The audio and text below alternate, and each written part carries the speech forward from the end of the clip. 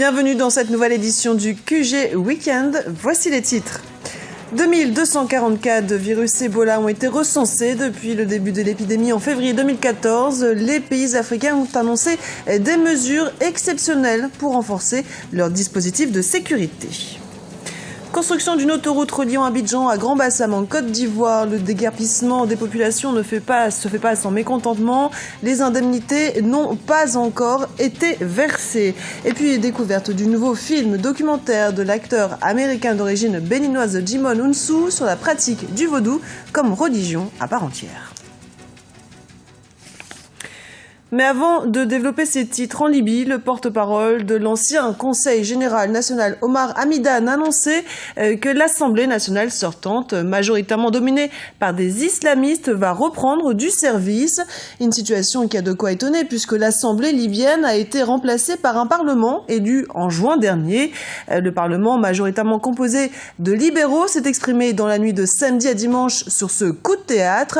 Il conteste la légitimité du Conseil général national et qualifie les membres de l'ex-Assemblée nationale libyenne de, je cite, terroristes.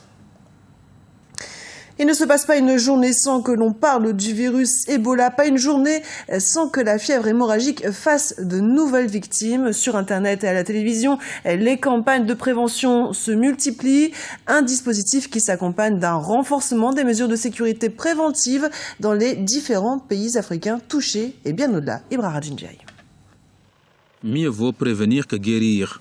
Ce principe de base de la médecine traditionnelle chinoise semble désormais la devise de certains pays africains face à la menace du virus Ebola. Après la décision du Sénégal de fermer ses frontières avec la Guinée, celle du Tchad et du Cameroun d'en faire de même avec le Nigeria, Kinshasa a pris également pour sa part des mesures préventives. Le gouvernement de la République démocratique du Congo a décidé de réactiver le plan national de contingence. Ce plan consiste notamment en la mise en place de matériel médical aux aéroports de manière à pouvoir tester tout voyageur susceptible d'être contaminé. Face à l'ampleur de la maladie à virus Ebola en Afrique de l'Ouest, avec près de 2240 cas confirmés, suspects ou probables, la RDC a renforcé des mesures préventives et a réactivé son plan national de contingence. Celui-ci se chiffre à 2,3 millions de dollars américains selon le ministère de la Santé publique.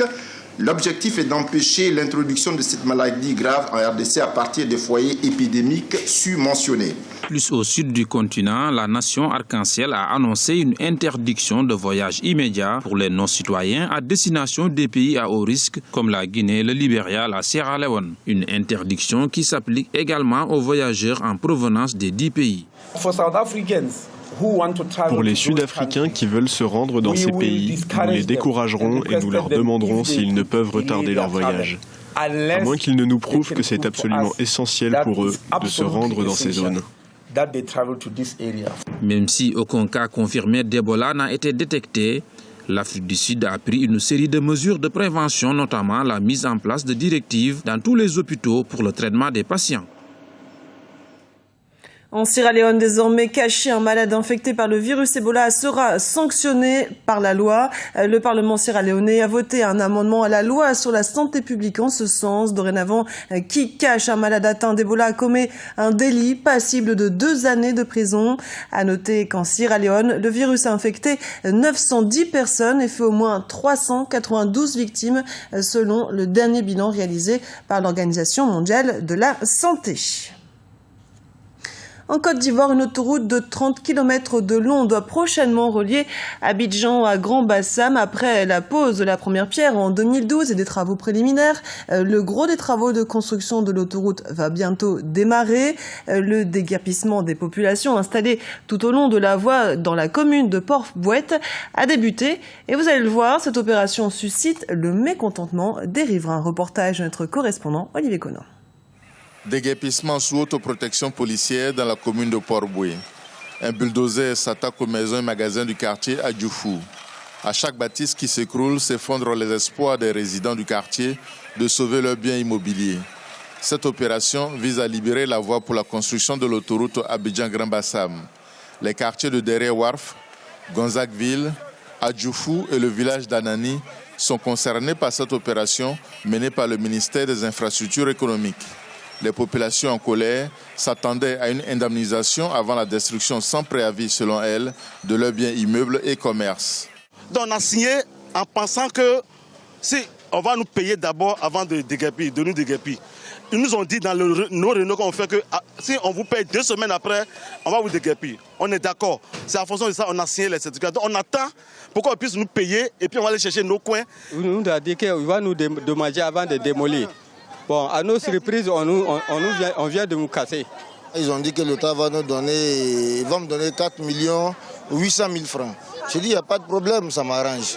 Et pour ma femme, on dit l'État veut lui donner, comme c'est un tout petit baraque, l'État veut lui donner 180 000 francs. Il dit, il n'y a pas de problème. Le chef de chantier du BNET, Bureau national d'études techniques et de développement, rassure les populations.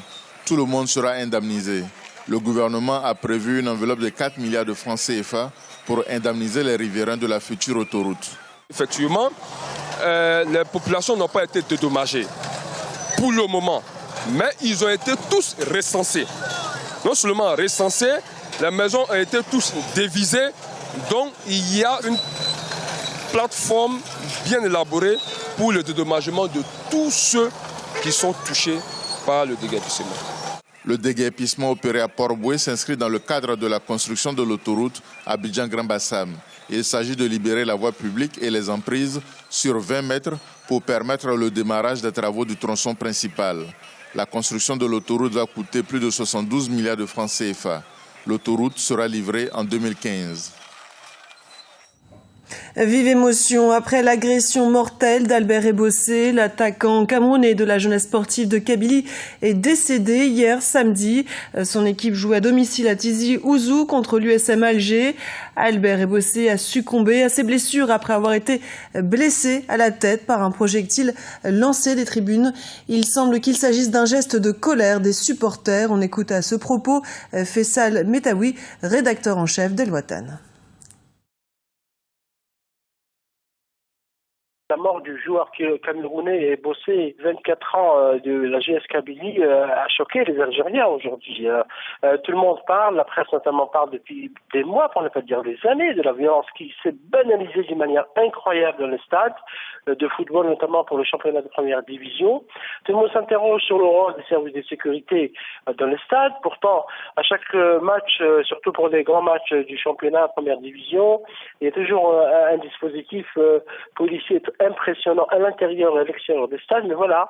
Et donc cet incident, c'est cette mort regrettable du joueur de la GS Kabylie, Albert Ebossé. Le président de la Ligue de football professionnel, M. Mahfouz Karbaj, a décidé de convoquer une réunion extraordinaire du conseil d'administration de la Ligue pour donc étudier la situation. Et la presse aujourd'hui, du moins les premiers commentaires, ont appelé à plus de sanctions d'abord, plus de contrôle dans le stade et également à prendre des sanctions exemplaires pour que pareil incident ne se reproduise plus. Djimon Hounsou, acteur américain d'origine béninoise, a réalisé et produit un film documentaire sur le vaudou, l'occasion de revenir sur une religion longtemps interdite, mais aujourd'hui de plus en plus populaire, à tel point que certains s'interrogent sur la préservation des valeurs qu'elle véhicule. Charles de Journel. Au Bénin, plus que partout ailleurs en Afrique, le vaudou est fortement ancré dans les traditions. Près de 60% des 10 millions d'habitants que compte ce pays d'Afrique de l'Ouest pratiqueraient cette religion autrefois interdite. Quoi de plus normal donc que l'acteur américain d'origine béninoise Djimon Hounsou soit l'instigateur d'un film documentaire sur le sujet. L'acteur à succès qui a tourné dans de nombreuses superproductions hollywoodiennes comme Blood Diamond ou encore Gladiator a en effet décidé de passer derrière la caméra pour raconter une religion qui trop souvent fut mal perçue en raison du mystère qui l'entoure. Je veux en parler et démystifier une partie du mystère qui entoure tout ce qui touche au vaudou. C'est mon objectif. Le mot vaudou désigne les esprits. Cette religion se base sur une communication avec les forces invisibles de la nature. Pour ses adeptes, le vaudou est une façon de communiquer avec l'univers. De plus en plus considéré comme une riche tradition, le vaudou attire désormais même les touristes et les curieux, notamment dans des festivals comme celui qui s'est récemment tenu dans la ville côtière de Grand Popo. Cependant, certains craignent que ces célébrations ne détournent les pratiquants du véritable sens du vaudou. Tout est limité limité par les platitudes du gouvernement et les discours officiels. C'est juste du théâtre avec un défilé. Des praticiens vaudous participent même à la mascarade, mais ça n'est jamais un réel partage de l'information. Le vaudou s'est développé hors d'Afrique. Ainsi, des variantes existent au Brésil, à Cuba ainsi qu'à Haïti, où il a marqué l'histoire. Ainsi, la première révolte des esclaves haïtiens pour arracher leur liberté fut menée par un prêtre vaudou. Ce journal a été préparé par l'ensemble de la rédaction. Merci pour votre fidélité. Dans un instant, une nouvelle édition du QG Weekend sur Africa 24.